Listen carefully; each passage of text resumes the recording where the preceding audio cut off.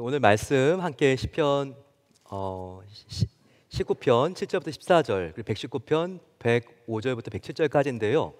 오늘 설교하면서 이 본문들이 다 나오기 때문에 오늘 직접 본문을 읽지 않고 바로 설교하도록 하겠습니다.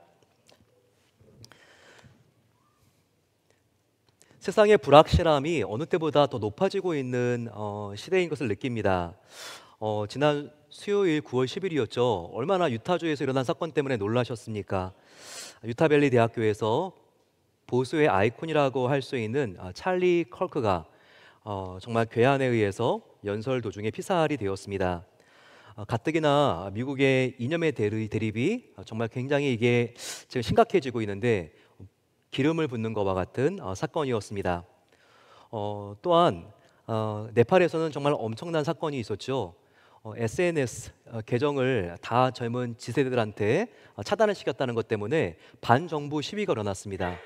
한순간에 일주일도 되지 않았는데 월요일 날 시작되었는데 금요일쯤 네팔 정부가 완전히 전복이 되었고, 그리고 헬기에 아슬아슬하게 매달려서 줄을 잡고 탈출하는 정치인들을 보면서 야, 한 나라가 붕괴되는 것도 한순간이구나 느낄 수 있게 되었습니다.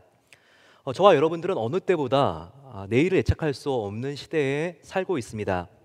현대 기업이나 또한 언론이나 AI 인공지능이나 그리고 또한 첨단 과학이 인간의 행복과 그리고 안정성과 미래를 정확히 예측할 수 있다고 선전합니다.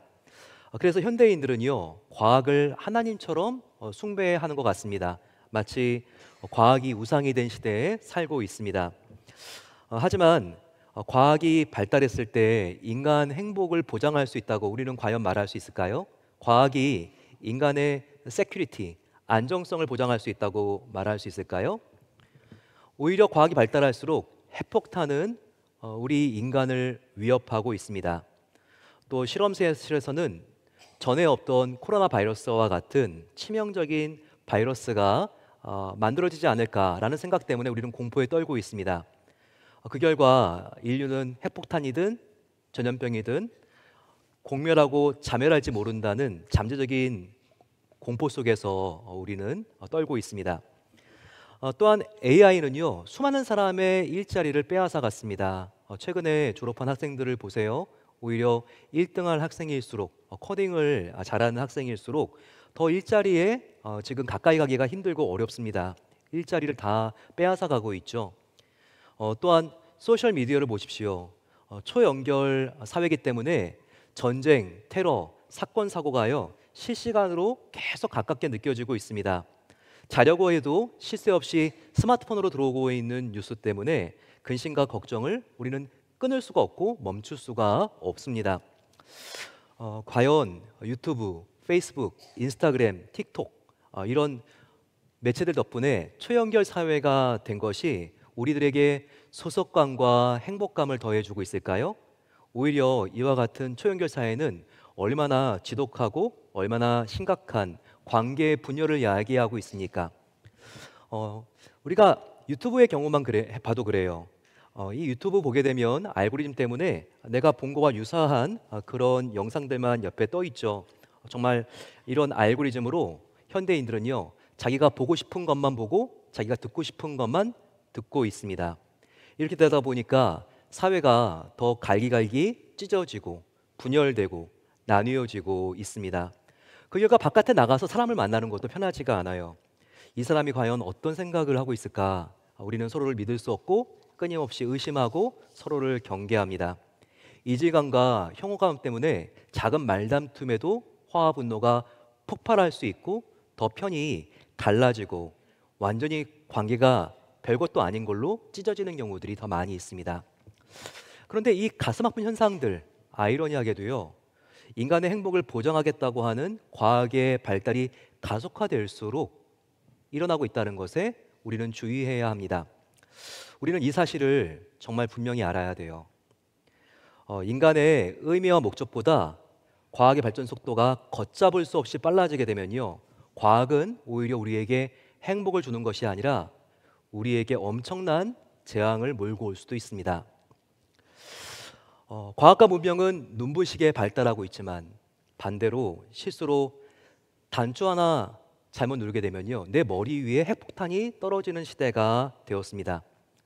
언제 다시 코로나보다 무서운 대전염병이 올지 모른다고 하는 그와 같은 불확실함 때문에 두렵습니다.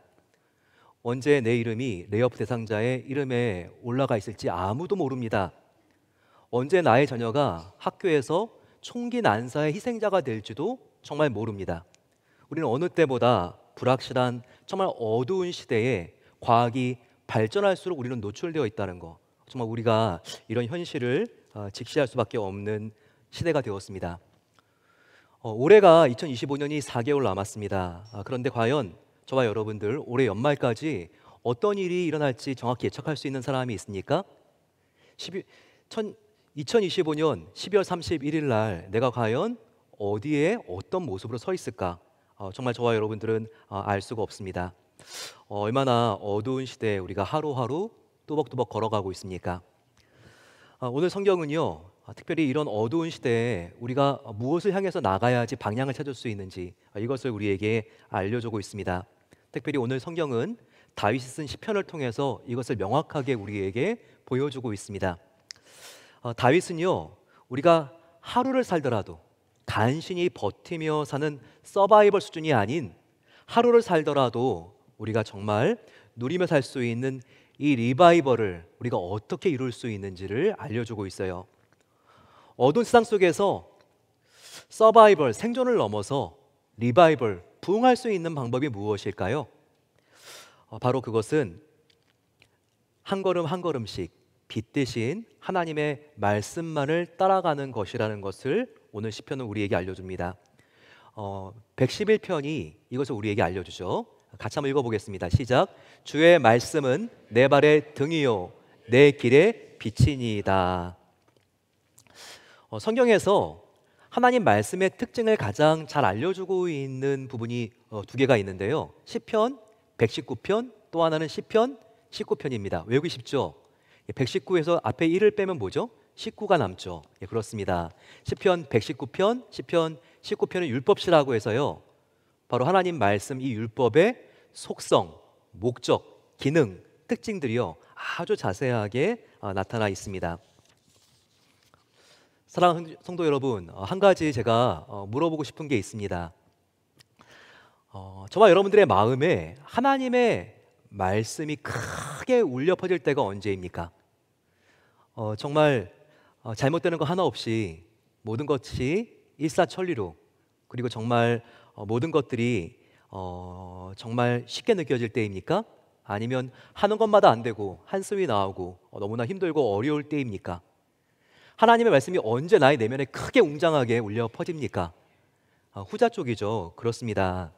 역설적이지만요, 배신과 질병과 사고와 실업의 위험과, 그래서 세상 소망이 다 끊어지고 사라져 갈 때 저와 여러분들은 웅장한 하나님의 말씀 앞에 서게 됩니다. 그래서 C.S. 루이스는 이렇게 말했죠. 고난은 우리의 영혼을 향한 하나님의 메가폰이다 라고 말하고 있습니다. 정말 고난은 누구나 반기지 않지만 고난은 이런 의미에서 고귀합니다. 시편 19편과 119편 기자들도요, 고난 속에서 하나님의 말씀의 고귀한 가치를 그들이 발견했다고 고백합니다. 시편 119편, 107편을 한번 보세요. 시편 기자가 말합니다. 나의 고난이 매우 심하오니 여호와여 주의 말씀대로 나를 살아나게 하소서라고 나와 있습니다. 고난의 때가 되니 하나님의 말씀이 빛을 발하죠. 내가 정말 아무것도 못할 수밖에 없는 상황이 되었는데 주님의 말씀이 나를 살아나게 하는 것, 소생하게 하는 것, 바로 그것은 고난의 시기입니다. 그러니 지금 어느 때보다 아주 심한 고난 중에 있습니까? 정말 그런 분이 계시다면, 내가 그 어디서도 경험하지 못한 내 마음속에 압박과 불안과 스트레스가 지금 있다면요, 다른 데서 해결하려고 하면 안 됩니다. 잠을 더 많이 자서, 친구를 만나서 드라마를 보는 것도요, 이것은 미봉책이고 일시적인 거예요.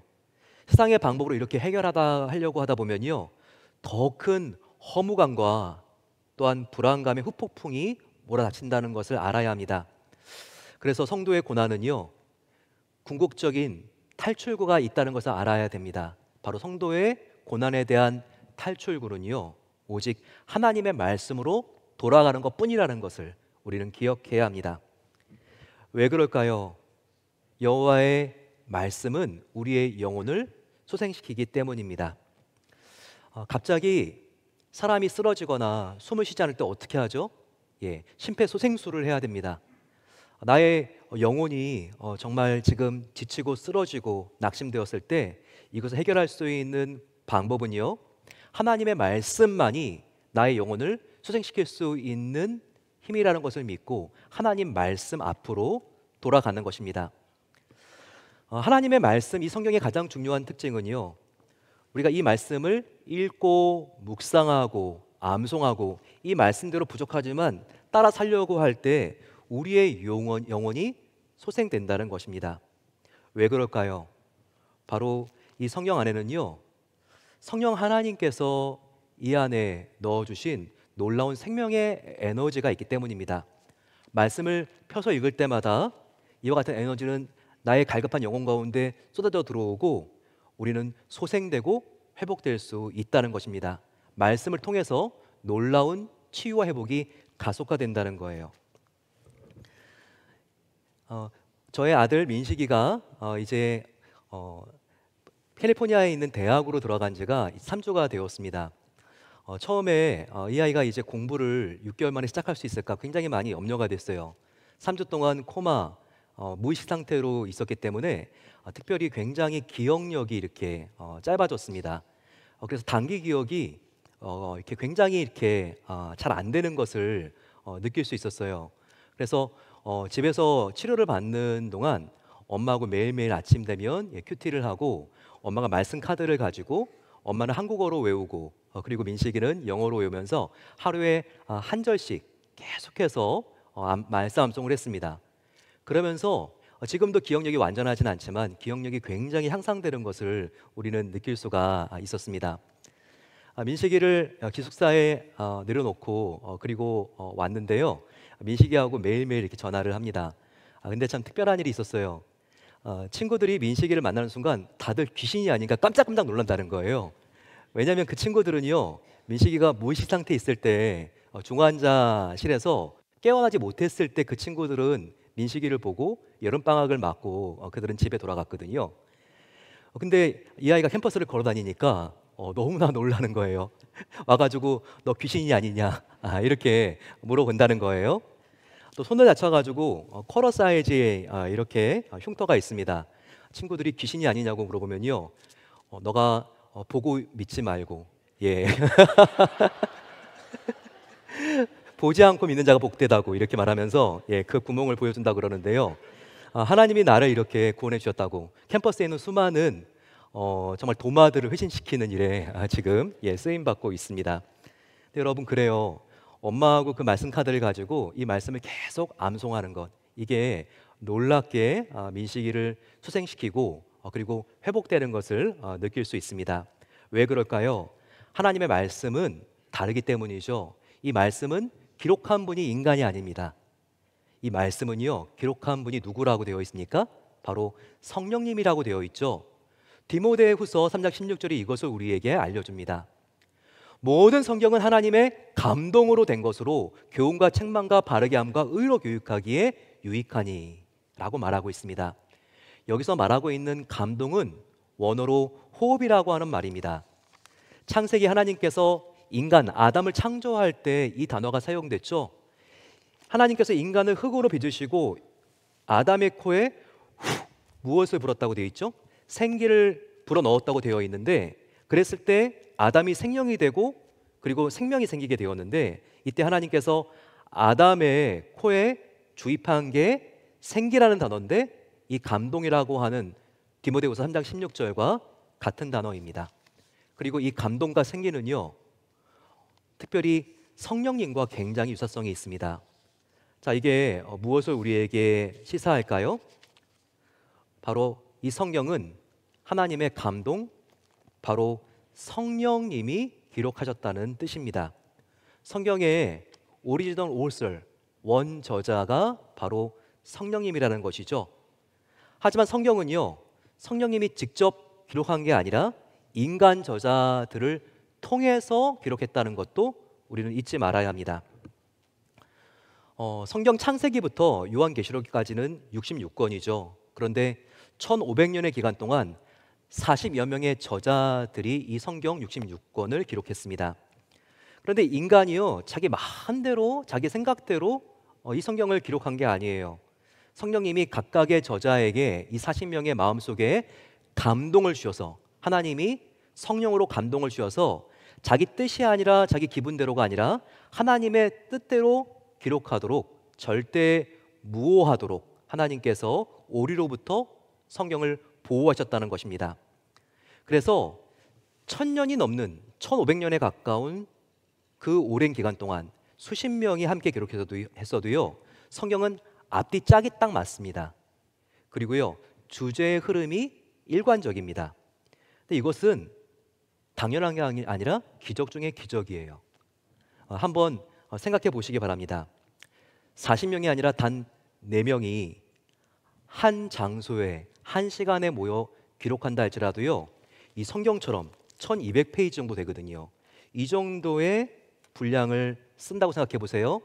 4명이기 때문에 1200페이지 정도는요, 한 사람이 300페이지씩 나누어 가져야지 1200페이지 정도를 쓸 수 있을 겁니다. 그런데 그들이 같은 시간, 같은 장소에 썼을 때도요, 이것이 내용이 상충되지 않기에는요, 이건 거의 불가능이에요. 그런데 정말 성경은 놀랍지 않습니까? 한 시간 한 장소가 아니라 1500년 동안 각 저자가 다 다른 곳에서 흩어져서 썼는데도요, 이 성경이 다 짝이 맞고 일맥상통하다는 거죠. 바로 이것은 무엇을 우리에게 시사합니까? 40명의 저자 그 위에 이와 같은 기록과 편집을 오케스트라 지휘자와 같이 지휘하는 한 명의 원저자가 있었다는 거예요. 그분이 누구입니까? 오늘 디모데 후서 3장 16절은 바로 그분이 성령님이었다는 것을 우리에게 보여주고 있습니다. 성령님이 40명의 저자에게 감동을 주어서 쓴 바로 그 책이 저와 여러분들이 들고 있는 이 성경책이라는 거예요. 창세기에 흙으로 된 인간 몸에 호흡을 주입했을 때 주입된 분이 바로 생명의 성령님이십니다. 로마서 8장에는요, 십자가에서 죽은 예수님의 몸을 그 안에서 살리신 분도 바로 생명의 성령님이라고 말하고 있습니다. 이처럼 영원한 생명으로 살아 역사하는 이 성령님이 쓰신 책이 바로 하나님의 말씀, 성경책이라는 겁니다. 그렇기 때문에 이 성경을 읽고 묵상하고, 비록 더딘 걸음이라 할지라도 한 걸음 한 걸음씩 이 말씀을 따라 살아가는 자들에게는요, 놀라운 하나님의 생명의 에너지, 권능이 임한다는 것입니다. 그래서 히브리서 기자는 이것을 정확히 우리에게 알려주고 있죠. 4장 12절 말씀입니다. 하나님의 말씀은 살았고 운동력이 있어 좌우의 날선 어떤 검보다 예리하여 혼과 영과 관절과 골수를 찔러 쪼개기까지 하며 또 마음의 생각과 뜻을 감찰하나니라고 나와 있습니다.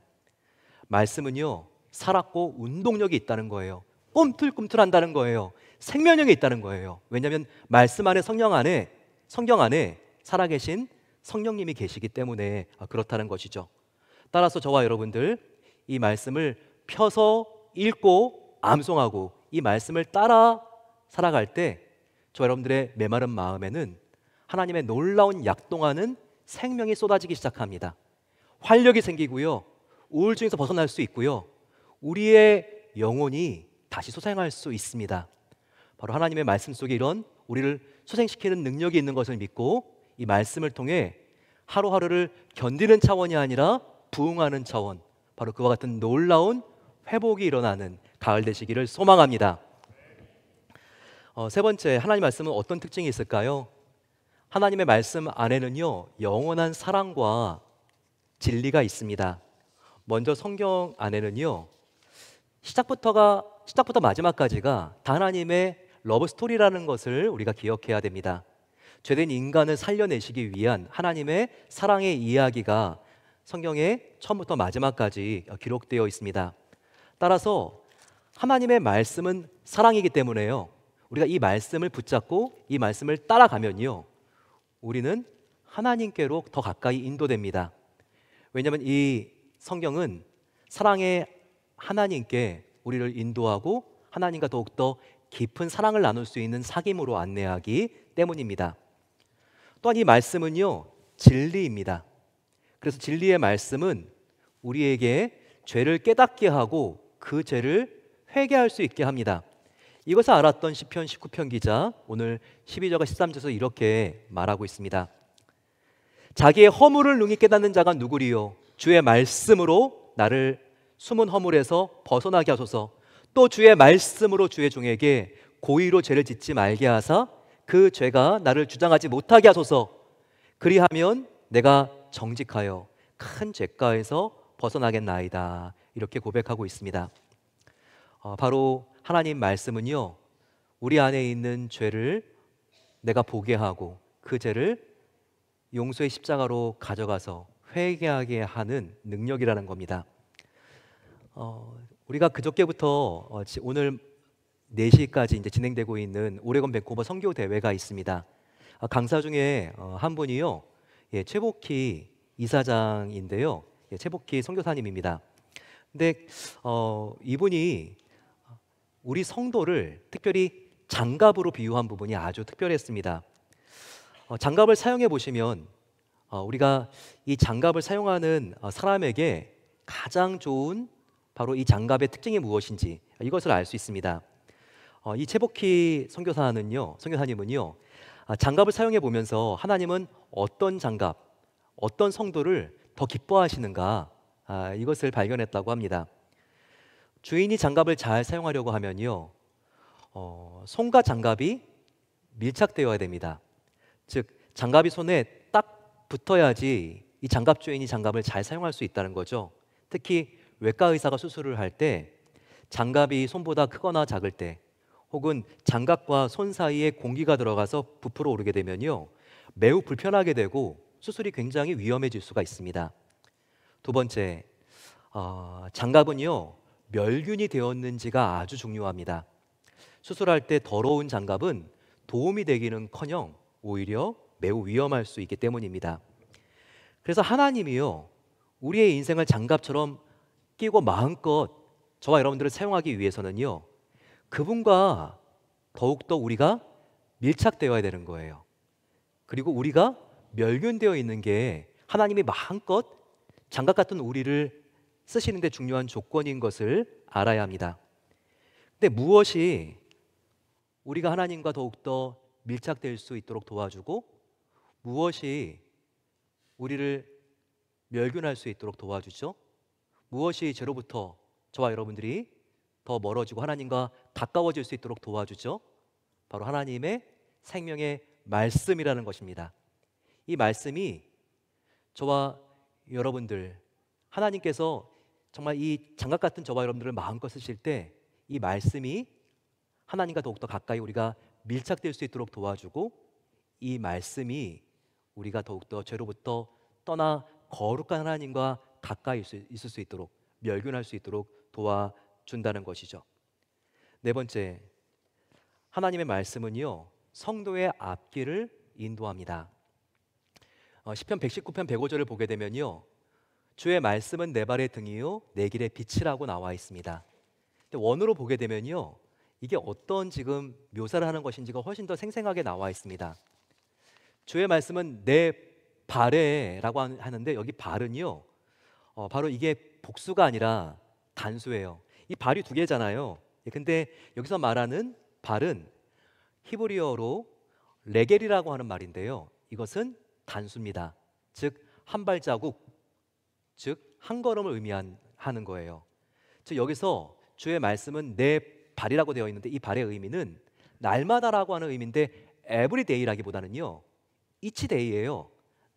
주의 말씀은 내 발에라고 하는 것은요, 한 걸음 한 걸음, 오늘 그날 바로 이런 뜻이라는 겁니다. 또 주의 말씀은 내 발의 등이라고 했는데요, 이 등은 무엇입니까? 아까 발이라고 하는 레겔과 아주 사운드가 비슷한데요. 네르라고 하는 말인데 이 등은요. 손으로 가볍게 들 수 있는 그런 등잔을 의미합니다. 그래서 이 네르, 내 발의 등이라고 하는 이 등은요. 밤에 길을 걸을 때 반드시 필요한 필수품이라고 할 수 있죠. 즉 주님의 말씀은 레겔, 우리가 날마다 읽어야 한다는 거예요. 그리고 레겔, 날마다 우리가 이 말씀을 읽을 때 그 말씀은 바로 네르, 그 말씀, 우리가 읽은 말씀만큼 빛을 낸다는 것입니다. 그래서 이 빛이 우리가 넘어지지 않도록, 실족되지 않도록 우리를 목적지까지 안전하게 인도해 준다는 것이죠. 저와 여러분들이 캄캄한 밤에 긴 장거리 운전을 어떻게 합니까? 우리들 중에 정말 10시간이 넘는 긴 장거리를 한밤중에 운전하신 분들이 계십니까? 포틀랜드에서 한번 샌프란시스코까지 한밤중에 운전하신 분이 계십니까? 예, 시스타 산을 넘어야 되고 밤에 얼마나 이게 긴 거리입니까? 엄두가 안 날 때가 있죠. 하지만 도전해 볼 만합니다. 왜냐하면요, 먼 거리라도 문제가 되지 않을 수 있어요. 왜 그렇죠? 차 앞에 사양등을 켜고 가면 되기 때문입니다. 차 앞에 등이 있기 때문이죠. 등이 처음부터 목적지까지 다 비춰주는 게 아니죠. 포틀랜드 출발하는데 그 빛이 샌프란시스코까지 가는 게 아니죠. 빛은요, 내 앞에 전방 100m 정도만 비춰줍니다. 하지만 목적지까지 보이지 않는다고 해서 낙심할 필요가 없죠. 왜 그렇죠? 100m를 가면 그때부터 또 100m가 비춰집니다. 또 200m를 가게 되면 그때부터 또 100m가 비춰집니다. 이렇게 빛만 한 걸음 한 걸음씩 우리가 정말 매 순간순간 따라가게 되면요, 이젠 100m가 아니라 1000마일이 넘는 11시간 운전도 다 끝나 있는 거죠. 그렇습니다. 지금 내 인생 앞이 보이지 않아서 너무나 캄캄합니까? 비가 쏟아붓는 것처럼 눈물이 나의 마음속에 지금 터져 올라오고 있습니까? 그럴지라도 우리는 말씀의 빛을 따라서요, 한 걸음 한 걸음씩만 가면 된다는 거예요. 날마다 말씀이 우리를 조명해 주는 그 빛을 따라서 걸어가면 된다는 거예요. 그러면 언젠가는 고난이 지나가 있고 우리는 하나님이 예배해 주신 목적지에 도착해 있는 것을 발견할 수 있습니다. 이와 같이 한 걸음 한 걸음씩 빛 대신 하나님의 말씀만 따라갔을 때 그 결과가 얼마나 황홀한지를 알았던 다윗은요, 이 말씀의 가치를 알고 이 말씀을 생각할 때마다 얼마나 이 말씀을 사모하고 사랑했는지 몰라요. 그가 이렇게 고백합니다. 시편 19편 10절 말씀이죠. 금, 곧 많은 순금보다 이 말씀을 사모할 것이며 꿀과 송이꿀보다 더 달도다 라고 말하고 있습니다. 하나님의 말씀의 가치를 알면 알수록 저와 여러분들은요, 말씀이 즐거워지고 말씀에 매료되고 이 말씀 속으로 우리는 빨려 들어가게 됩니다. 저와 여러분들 요즘 세상 사는 재미와 즐거움이 어디에 있습니까? 일과를 마치고 침대에 누워서 보는 스마트폰으로 혼자 보는 유튜브와 넷플릭스 드라마입니까? 근래 나의 삶의 의미와 안정감은 무엇입니까? 무엇에 나의 세큐리티를 두고 있습니까? 그것이 주식, 코인, 노연금이나 부동산이진 않습니까? 하지만 날마다 우리가 하나님의 생명의 말씀을 통해서 하나님의 선하심을 맛보아 알게 된다면, 하나님을 머리가 아니라 가슴으로 진짜 경험하게 된다면 그 즐거움은요, 하나님이 안에서 누리는 그 즐거움은요, 세상 그 어떤 재미와 바꿀 수 없어요. 말씀의 달콤함에 우리가 빠져들게 되면요, 세상에 악취나는 그 어떤 염려와 근심과 걱정도 문제가 되지 않아요. 왜냐하면요, 말씀의 향기가 이 세상의 악취를 다 덮어버리기 때문이에요. 말씀을 통해서 우주보다 크신 하나님을 만나십시오. 그러면요, 내 앞에 있는 문제가 작게 보여요. 문제가 되지 않습니다. 살아계신 하나님을 말씀을 통해 만나시고 모든 염려와 근심으로부터 자유롭게 되는 그 은혜가 함께 하시기를 축원합니다.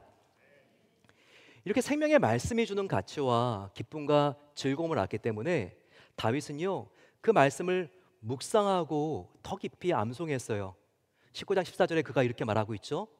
나의 반석이시요 나의 구속자이신 여호와여, 내 입의 말과 마음의 묵상이 주 앞에 연락되기를 원합니다. 그는 갑자기 하나님이 그의 마음을 끄집어 가서 펼쳐 보신다고 할지라도요, 이 말씀을 통해서 하나님의 마음과 자기의 마음이 같이 되었기 때문에 걱정이 없었습니다. 주님, 나의 입술의 모든 말과 마음의 묵상이 주님께 연락되기를 원합니다. 날마다 이렇게 하나님의 임재에 그가 열려 있었기 때문입니다. 또한 다윗은요, 눈만 뜨면 하나님 말씀 앞으로 달려갔어요. 목마른 사슴처럼 그는 눈만 뜨면, 그리고 하루 종일 하나님 말씀을 읊조리며 하나님 말씀을 암송하며 이 말씀을 통해 하나님과 교제하기를 그렇게 사모했어요. 그렇기 때문에 이 119편을 보게 되면요, 그가 얼마나 하나님 말씀을 사모했는지가 나와 있습니다. 내가 주의 법을 어찌 그리 사랑하는지요, 내가 그것을 종일 작은 소리로 읊조리나이다. 내가 날이 밝기 전에 부르짖으며 주의 말씀을 바라싸우니 주의 말씀을 조용히 읊조리려고 내가 새벽에 눈을 떴나이다. 주의 말씀의 맛이 내게 어찌 그리 단지요, 내 입의 꿀보다 더 다니이다. 이렇게 말씀을 사모하고 사모했기 때문에 바쁜 일과와 고난 속에서도요, 넉넉히 승리할 수가 있었다는 겁니다. 사방이 막힌 상황 속에서도요, 말씀이 다윗에게는 나침판이 되어서 어디를 향해서 갈 때 이 말씀의 힘에 이끌려서 정말 목적지의 방향이 정확히 찾을 수 있는지 그가 알았다는 거예요. 지금 저와 여러분들의 삶에 앞이 보이지 않습니까?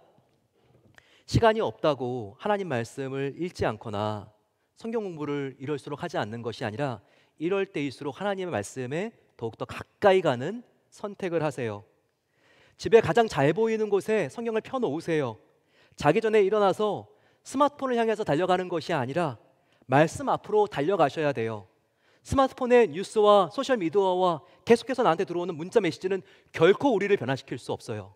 나의 상황을 뒤집을 수 없어요. 우리를 강력하게 변화시킬 수 있는 가장 근원적인 힘은요, 살아계신 하나님의 생명의 말씀뿐인 것을 믿게 되시기를 축원합니다. 그럴 때만이 내가 변하고 나의 가족이 변하고 우리의 환경이 변할 수 있다는 것이죠. 여러분, 변할 수 있는 것에 목숨을 걸어야 돼요. 변할 수 없는 것에 우리의 시간과 열정을 쏟아붓게 되면요, 그건 틀림없이 낭비입니다. 저희들 중에 시간이 있는 분들은요, 오늘 4시에 함께 우리 교회에서 진행하는 밴쿠버 오레곤 선교 대회에 함께 모이시면 좋겠습니다. 오늘 4시부터 시작이 됩니다. 최복기 선교사님, 여러분들 본죽 아시죠? 예, 저도 인천공항 가면 본죽이 딱 보이더라고요.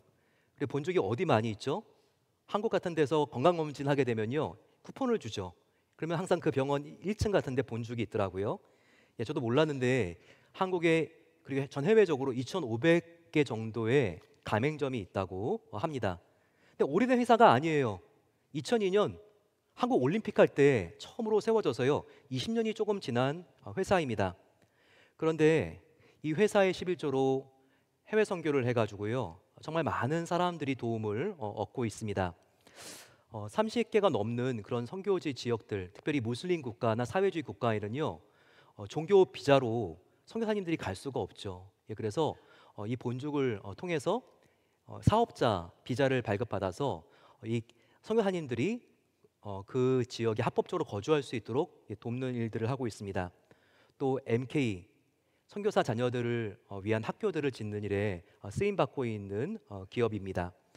참 보게 되면 너무나 귀한 일들을 하고 있는데요. 정말 이 최복희 사장이 여기까지 오는데 이 과정이 제가 이 이야기를 간증을 들으니까 정말 쉽지가 않았더라고요. 제가 그저께 하고 어제 만났는데 얼마나 정말 또 수소하고 대기업 이렇게 사장으로서 이렇게 제가 평소에 생각했던 그런 이미지가 아니라서 많이 놀랐습니다. 그런데 IMF로 이 본죽을 하기 전에 완전히 그냥 빚더미에 깔린 사람이었어요. 남편과 함께 사업을 했는데 남편이 이제 수염 붙이고 위장을 해가지고 도망 다닐 정도로 그렇게 빚독촉도 심했다고 합니다. 근데 이분이 이렇게 회복되고 본족을 시작하게 된 게요. 정말 이분이 이야기를 들어보니까 말씀의 사람이었기 때문에 가능했구나. 이것을 저는 결론적으로 깨닫게 되었습니다. 너무나 힘들고 어렸을 때 아버님이 어머님을 너무나 구타하면서 정말 자기가 어렸을 때부터 지독한 우울증에 앓았고 참 힘들고 어려운 상황 속에서 하나님의 말씀을 어둠 속에 빛과 같이 붙들고 암송하기 시작했습니다. 그러면서 400개가 되는 말씀 구절을 암송하게 되었고요. 계속해서 이 말씀을 붙잡으면서 자살 충동이 올 때마다 기도를 했던 거예요. 정말 이 말씀 속에서 내 이웃을 내 몸처럼 사랑하라라고 하면 한 사람을 만나도 내가 너무나 이기적이지만 이 한 사람을 좀 사랑해 보려고 내가 노력해야지. 그리고 뭔가 입에서 너무나 화가 나가지고 욕설이 나올 때에도 사람은 입술의 열매를 먹느니라. 사람의 죽고 사는 것이 혀의 권세에 달렸나니. 이 말씀을 생각하면서 참고 견디면서 이 힘들고 어려운 과정을 뚫고 나오는 정말 그 과정이 너무나 참 귀하게 느껴졌습니다. 그러면서 어떻게 이 본죽 1호점이 시작되었는지 그게 참 인상 깊었어요. 본죽 1호점은요 대학로에 있다고 합니다. 대학로에 2층의 어떤 건물에 잘 보이지도 않는 한 귀퉁이에 이 본죽 1호점이 시작이 되었다는 거예요. 그런데 장사가 너무너무 안 됐지만 이상한 사람들이 한두씩 오는데 이상한 여자들이 오기 시작했다는 거예요. 머리 다 풀어헤치고 정말 지쳐가지고 찌든 모습에서 이렇게 3, 40대 그런 주부들이 이렇게 지금 밥을 먹는 시간도 아닌데 한두 명씩 오기 시작했다는 겁니다. 이분들이 누굴까요? 네, 이 회화동 대학로 근처는 뭐가 있죠? 서울대 병원이 있잖아요. 예, 그리고 소아병동이 있습니다. 소아병동에는요 각 지방에서 어떻게든 아이들을 고치려고 하는데 고칠 수가 없는 그 엄마들이 아이들을 데리고 오는 거죠.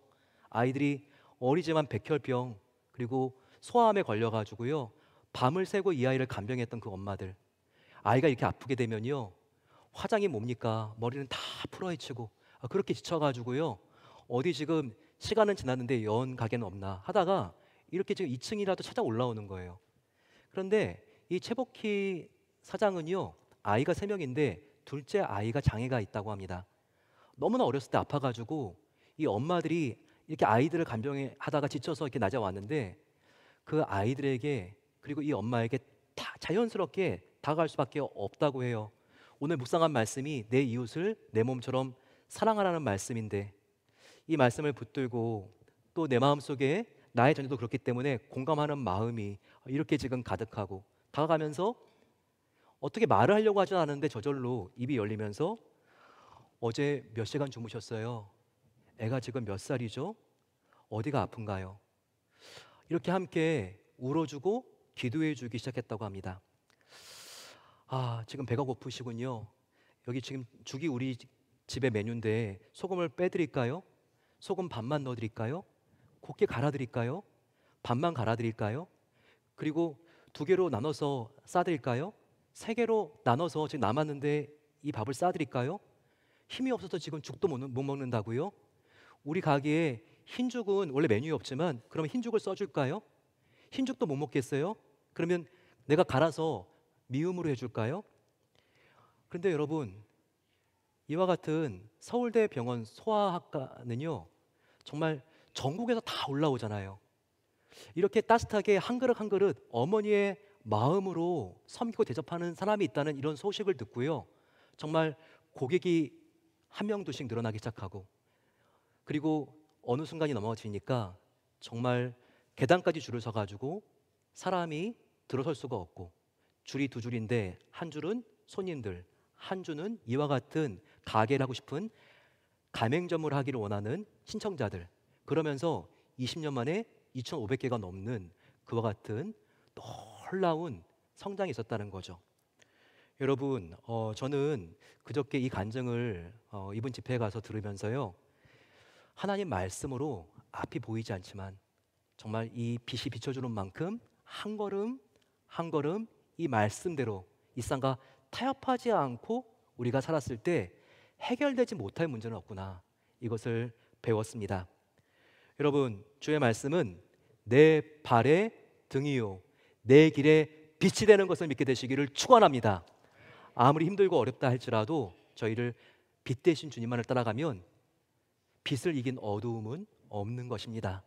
그 주님의 놀라운 은혜를 저희들 또한 바라보면서 주님, 나는 주님만을 따라가겠고 이 말씀만을 따라갈 때 이 빛이 나의 어두운 영혼 가운데 새롭게 비쳐 내가 회복될 줄로 믿습니다. 나를 수생시켜 주시옵소서. 이와 같은 고백으로 일어나게 되시기를 간절히 축원합니다.